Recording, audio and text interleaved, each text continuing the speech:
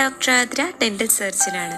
പല്ല് സംബന്ധമായിട്ടുള്ള informative വീഡിയോസിനായി channel subscribe ചെയ്യുക. ആ കുഞ്ഞു ബെൽ ബട്ടൺ കൂടി ഒന്ന് പ്രസ് ചെയ്യുക. ഓർത്തോഡോണ്ടിക് ബാൻഡ്സ് എന്നാൽ കമ്പിയിടുമ്പോൾ ഡോക്ടർ അണപ്പല്ലിന് ചുറ്റുമിടുന്ന ഒരു റിംഗ് ആണ്. ഇത് സ്റ്റെയിൻലെസ് സ്റ്റീൽ കൊണ്ടുണ്ടാക്കിയതാണ്. ആദ്യത്തെ അപ്പോയിൻമെൻറ്റിന് ഡോക്ടർ സെപ്പറേറ്റേഴ്സ് അഥവാ ഇതുപോലുള്ള ബ്ലൂ റബ്ബർ ബാൻഡ്സ് പല്ലിൻ്റെ 2 സൈഡിലുമായി വെക്കുന്നു. ഇത് പല്ലുകൾക്ക് ബാൻഡ് വെക്കാനുള്ളൊരു സ്ഥലം ലഭിക്കാനായിട്ടാണ്. ഇനി സെപ്പറേറ്റേഴ്സ് എങ്ങനെ ഇടുന്നു എന്ന് നോക്കാം. ഡോക്ടർ പ്ലെയർ ഉപയോഗിച്ച് സെപ്പറേറ്റേഴ്സ് എടുത്ത് വലിച്ചു നീട്ടി പല്ലിൻ്റെ ഇടയിൽ കയറ്റുന്നതാണ്.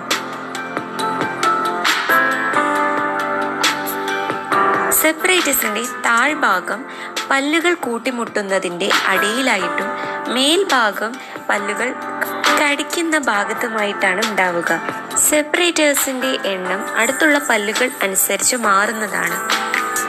സെപ്പറേറ്റേഴ്സ് പൊതുവെ ഒരാഴ്ച കാലയളവിൽ പല്ലിൽ വെക്കുന്നതാണ്.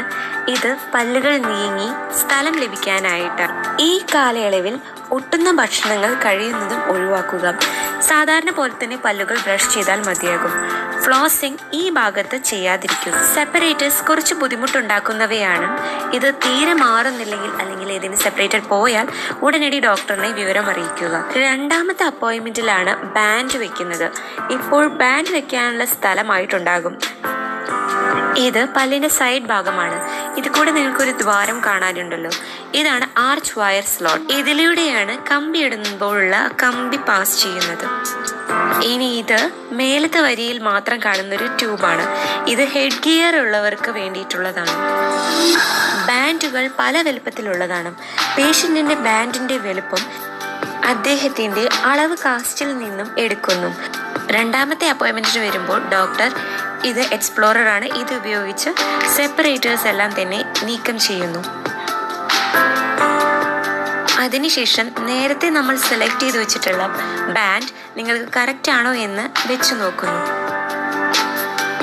ശരിയായ ബാൻഡ് സെലക്ട് ചെയ്ത ശേഷം അത് സൂക്ഷിച്ച് നീക്കം ചെയ്യുന്നതാണ്.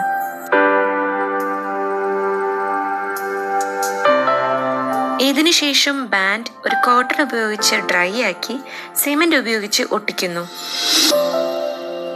പല്ലിൻ്റെ ഇടയിൽ സിമന്റിന്റെ അവശിഷ്ടങ്ങൾ ഡെന്റൽ ഫ്ലോസ് ഉപയോഗിച്ച് നീക്കം ചെയ്യുന്നതാണ്. Thank you for watching.